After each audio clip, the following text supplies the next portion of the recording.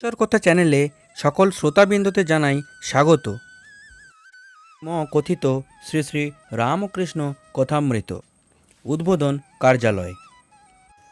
ঠাকুর শ্রী শ্রী রামকৃষ্ণ দক্ষিণেশ্বরে নরেন্দ্রাদি অন্তরঙ্গ ও অন্যান্য ভক্ত সঙ্গে তৃতীয় পরিচ্ছেদ গুরুশিষ্য সংবাদ গুহ্য কথা। মনি ভাবিতেছেন যে সে শিক্ষা তো সত্যকার শিক্ষা নয়। ঠাকুর অন্তর্যামী বলিতেছেন, চৈতন্যকে চিন্তা করলে অচৈতন্য হয় না। শিবনাথ বলেছিল, ঈশ্বরকে 100 বার ভাবলে বেহেড হয়ে যায়। আমি তাকে বললুম, চৈতন্যকে চিন্তা করলে কি ওই চৈতন্য হয়? মনি বললেন, আজ্ঞে বুঝেছি। এ তো অনিত্য কোনো বিষয় চিন্তা করা নয়। যিনি নিত্য চৈতন্য স্বরূপ, তাতে মন লাগিয়ে দিলে মানুষ কেনই বা অচৈতন্য হবে? শ্রীরামকৃষ্ণ প্রসন্ন হইয়া বলিলেন, এইটিই তার কৃপা। তার কৃপা না হলে সন্দেহভাজন হয় না। আত্মার সাক্ষাৎকার না হলে সন্দেহভঞ্জন হয় না। তার কৃপা হলে আর ভয় নাই।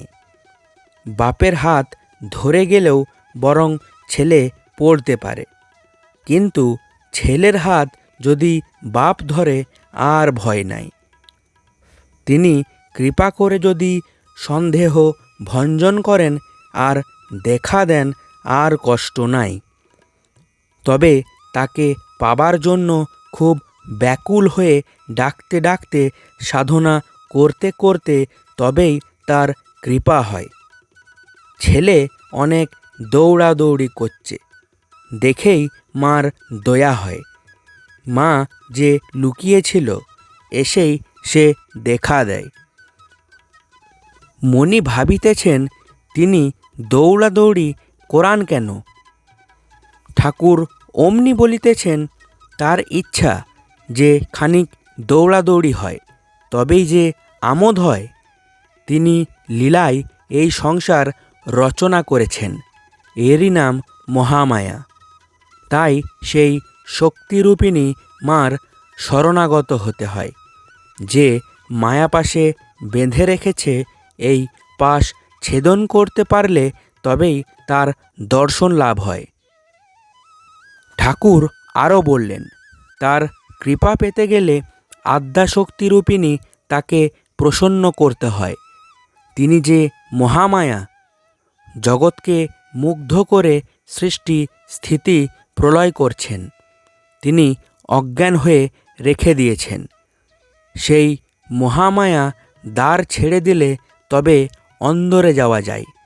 বাহিরে পড়ে থাকিলে বাহিরের জিনিস কেবল দেখা যায়। সেই নিত্য সচ্চিদানন্দ পুরুষকে জানতে পারা যায় না। তাই পুরাণে আছে, চণ্ডীতেও আছে, মধুকৈটববধের সময় ব্রহ্মাদি দেবতারা মহামায়ার স্তব করছেন। শক্তি জগতের মূলাধার। সেই আদ্যাশক্তির ভেতরে বিদ্যা ও অবিদ্যা দুই আছে। অবিদ্যা মুগ্ধ করে। অবিদ্যা যা থেকে কামিনী কাঞ্চন মুগ্ধ করে। বিদ্যা যা থেকে ভক্তি, দয়া, জ্ঞান, প্রেম, ঈশ্বরের পথে লয়ে যায়। সেই অবিদ্যাকে প্রসন্ন করতে হবে। তাই শক্তি পূজার পদ্ধতি। তাকে প্রসন্ন করবার জন্য নানাভাবে পূজা। দাসীভাব, বীরভাব, সন্তানভাব। বীরভাব অর্থাৎ রমণ দ্বারা তাকে প্রসন্ন করা। শক্তি সাধনা সব ভারী উৎকট সাধনা, চালাকি নয়। আমি মার দাসীভাবে, সখীভাবে 2 বৎসর ছিলাম। আমার কিন্তু সন্তান ভাব। স্ত্রীলোকের স্তন মাতৃস্তন মনে করি আমি। মেয়েরা এক একটি শক্তির স্বরূপ। পশ্চিমে বিবাহের সময় বরের হাতে ছুরি থাকে। বাংলাদেশে জাতি থাকে, অর্থাৎ ওই শক্তিরূপা কন্যার সাহায্যে বর মায়াপাশ ছেদন করবে। এটি বীরভাব। আমি বীরভাবে পূজা করি নাই, আমার সন্তান ভাব। কন্যা শক্তিরূপা। বিবাহের সময় দেখো নাই বর বোকাটি পেছনে বসে থাকে, কন্যা কিন্তু নিঃশঙ্ক। ঠাকুর বললেন, ঈশ্বর লাভ করলে তার বাহিরের ঐশ্বর্য, তার জগতের ঐশ্বর্য ভুল হয়ে যায়। তাকে দেখলে তার ঐশ্বর্য মনে থাকে না। ঈশ্বরের আনন্দে মগ্ন হলে ভক্তের আর হিসাব থাকে না। নরেন্দ্রকে দেখলে তোর নাম কি, তোর বাড়ি কোথায়, কোথা, এসব জিজ্ঞাসা করার দরকার হয় না। জিজ্ঞাসা করবার অবসর কই? হনুমানকে একজন জিজ্ঞাসা করেছিল, আজ কি তিথি? হনুমান বললে, ভাই আমি বার, তিথি, নক্ষত্র এসব কিছুই জানি না, আমি শুধু রাম নাম চিন্তা করি।